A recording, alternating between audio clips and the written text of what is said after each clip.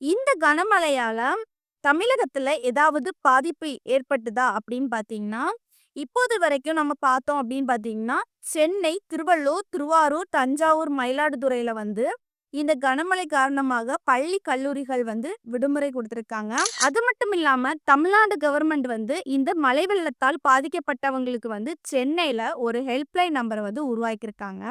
அது நம்பர் என்ன நம்பர் அப்படின்னு பார்த்தீங்கன்னா, 1913. இந்த வீடியோ பார்க்குற யாராச்சும் இருக்கீங்க அப்படின்னு பார்த்தீங்கன்னா, மழை வெள்ளத்தால் பாதிக்கப்பட்டிருந்தீங்கன்னா, தமிழ்நாடு கவர்மெண்ட்டுக்கு இந்த நம்பர் மூலமா நீங்க கால் பண்ணி சொல்லிக்கலாம். ஹைஸ் நஜசோனா. இன்னைக்கு நம்ம எத பத்தி பார்க்க போறோம் அப்படின்னு பார்த்தீங்கன்னா, தமிழகத்துல வடகிழக்கு பருவமழை அதிகமா பெஞ்சிட்டு இருக்குது.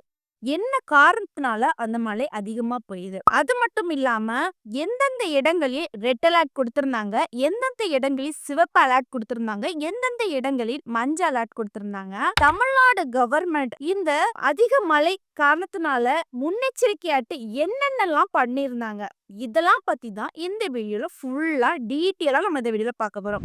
இந்த வீடியோக்குள்ள போறதுக்கு முன்னாடி இந்த வீடியோ பத்தின கருத்து ஏதாவது உங்களுக்கு இருந்துச்சுன்னா கமெண்ட்ல சொல்லுங்க. ஏன்னா உங்களுடைய கமெண்ட பார்த்துட்டு நாங்க நெக்ஸ்ட் வீடியோ இன்னும் பெஸ்ட்டா எடுக்கிறதுக்கு யூஸ்ஃபுல்லா இருக்கும். வாங்க வீடியோக்குள்ள போய் பார்த்து தெரிஞ்சுக்கலாம்.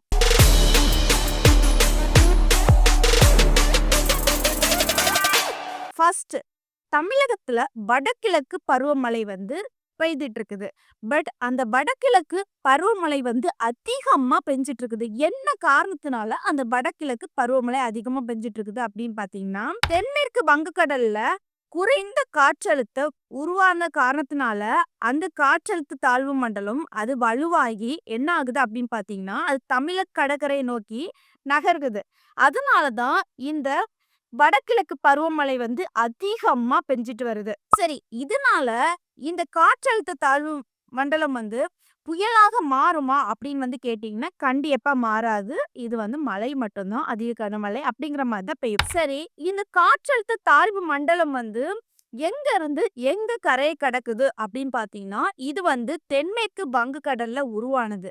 இது வந்து வட தமிழகம், புதுச்சேரி, தெற்காந்திரா கரையை நோக்கி நகர்ந்து வட தமிழக புதுச்சேரி வழியாக வந்து இது கரையை கடக்கும் அப்படிங்கிற மாதிரி சொல்லப்படுது. ஓகே, இதனால தமிழகத்துல எந்தெந்த இடங்கள்ல அதிக மழை பெய்யறதுக்கு வாய்ப்பு இருக்குது அப்படின்னு வந்து சொல்லியிருந்தாங்கன்னா, அதாவது குறிப்பிட்டு சொல்லணும்னா red alert, orange alert, yellow alert.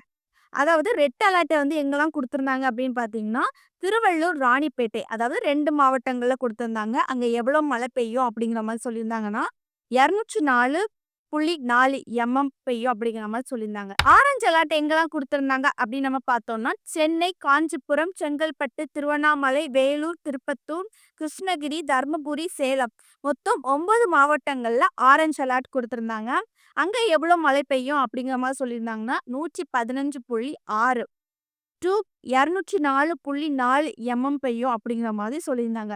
Yellow alert எங்க கொடுத்திருந்தாங்க அப்படின்னு பார்த்தீங்கன்னா, விழுப்புரம், பாண்டிச்சேரி, கள்ளக்குறிச்சி, கடலூர், பெரம்பலூர், திருச்சிராப்பள்ளி, ஈரோடு, அப்புறம் வந்து நீலகிரி, கோயம்புத்தூர், தேனி, தென்காசி, கிருஷ்ணகிரி, கன்னியாகுமரி இந்த இடங்கள்ல எல்லோ அலர்ட் கொடுத்திருந்தாங்க. மொத்தம் 13 மாவட்டம். இங்க எவ்வளவு மழை பெய்யும் அப்படிங்கிற மாதிரி சொல்லியிருந்தாங்கன்னா, 64.5 டு 115.5 பெய்யும் அப்படிங்கிற மாதிரி சொல்லியிருந்தாங்க. இந்த கனமழையால தமிழகத்துல ஏதாவது பாதிப்பு ஏற்பட்டுதா அப்படின்னு பார்த்தீங்கன்னா, இப்போது வரைக்கும் நம்ம பார்த்தோம் அப்படின்னு பார்த்தீங்கன்னா, சென்னை, திருவள்ளூர், திருவாரூர், தஞ்சாவூர், மயிலாடுதுறையில வந்து இந்த கனமழை காரணமாக பள்ளி, கல்லூரிகள் வந்து விடுமுறை கொடுத்துருக்காங்க.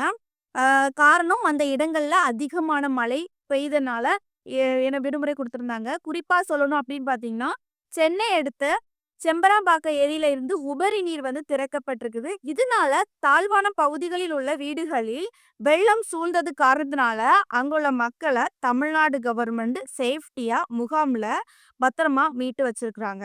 இப்போ தமிழ்நாடு கவர்மெண்ட் முன்னெச்சரிக்கையா இந்த கனமழை காரணத்தினால என்னென்னலாம் பண்ணாங்க அப்படின்னு பார்த்தோம்னா, ஃபர்ஸ்ட் சென்னையில 215 நிவாரண முகாம் வந்து ரெடி பண்ணியிருக்காங்க. சரியா? அதாவது சென்னையில பாதிக்கப்பட்ட குடும்பங்களை வந்து அந்த முகாம்ல வந்து அவங்க சேஃப்டி படுத்துறதுக்காக அமைச்சிருக்காங்க. மொத்தம் 1,46,950 பேர்த்துக்கு இன்று காலையில வந்து உணவு வந்து வழங்கியிருக்காங்க நம்ம தமிழ்நாடு கவர்மெண்ட். அது மட்டும் இல்லாம இதற்காக 106 உணவு வந்து சென்னையில மையம் வந்து அமைச்சிருக்காங்க.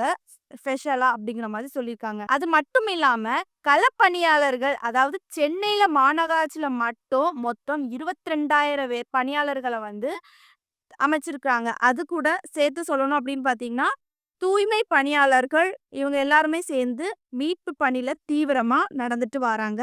செயல்பட்டுட்டு வராங்க. அதாவது உங்களுக்கு புரியும்படி சொல்லணும் அப்படின்னு பார்த்தீங்கன்னா, இந்த வெள்ளத்தால யாராவது பாதிக்கப்பட்டு இருக்கிறாங்க அப்படின்னு பார்த்தீங்கன்னா, அவங்கள காப்பாத்தி முகாம்ல கூட்டிட்டு போய் பத்திரமா மீட்டு வைக்கிறது தான் இவங்களுடைய வேலை. அது மட்டும் இல்லாம தமிழ்நாடு கவர்மெண்ட் வந்து இந்த மழை வெள்ளத்தால் பாதிக்கப்பட்டவங்களுக்கு வந்து சென்னையில ஒரு ஹெல்ப்லைன் நம்பர வந்து உருவாக்கியிருக்காங்க. அது நம்பர் என்ன நம்பர் அப்படின்னு பார்த்தீங்கன்னா, 1913. இந்த வீடியோ பார்க்குற யாராச்சும் இருக்கீங்க அப்படின்னு பார்த்தீங்கன்னா, மழை வெள்ளத்தால் பாதிக்கப்பட்டிருந்தீங்கன்னா, தமிழ்நாடு கவர்மெண்ட்டுக்கு இந்த நம்பர் மூலமா நீங்க கால் பண்ணி சொல்லிக்கலாம். இந்த சேவை வந்து மொத்தம் 24 மணி நேரமும் செயல்படும். நீங்க எப்பனாலும் கால் பண்ணிக்கலாம். இந்த நம்பர நீங்க மறந்துடாதீங்க. நம்பர் திருப்பியும் சொல்றேன். 1913.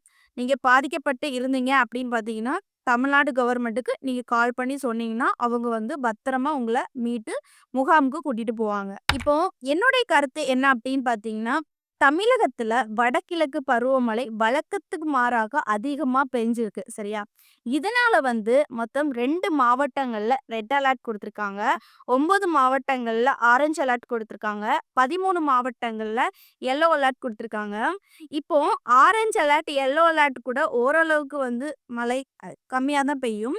பட் 2 மாவட்டங்கள்ல ரெட் அலர்ட் குடுத்துருக்காங்கல்ல, அவங்க என்ன பண்ணணும் அப்படின்னு பார்த்தீங்கன்னா, அதிகப்படியான சேஃப்டியா இருக்கணும். ஏன்னா, அங்க வந்து அதிகமா மழை பெய்யும் காரணத்தினால தான் அங்க வந்து ரெட் அலர்ட் குடுத்துருக்காங்க. அப்ப அவங்க என்ன பண்ணணும் அப்படின்னு பார்த்தீங்கன்னா, எப்பனாலும் அந்த இடங்கள்ல அதிகமா மழை பெய்ய வாய்ப்பு இருக்குது. அப்ப என்ன பண்ணணும்னா, எங்க வெளிய போனாலுமே சேஃப்டியா போறது நல்லது. வெளிய போகாம அவங்க முன்னெச்சரிக்கையாட்டு எல்லாமே தக்க வச்சு பண்றது ரெடியா இருக்கணும். அது மட்டும் இல்லாம, நீங்க இருக்கிற பகுதிகள்ல மழை வெள்ளத்தால் பாதிப்பு இருக்குது அப்படின்னு பார்த்தீங்கன்னா, தமிழ்நாடு கவர்மெண்ட்ட நீங்க கால் பண்ணி சொன்னீங்கன்னா, அவங்க அந்த இடத்துக்கு வந்து உங்கள மீட்டு சேஃப்டியா முகாமுக்கு கூட்டிட்டு போவாங்க.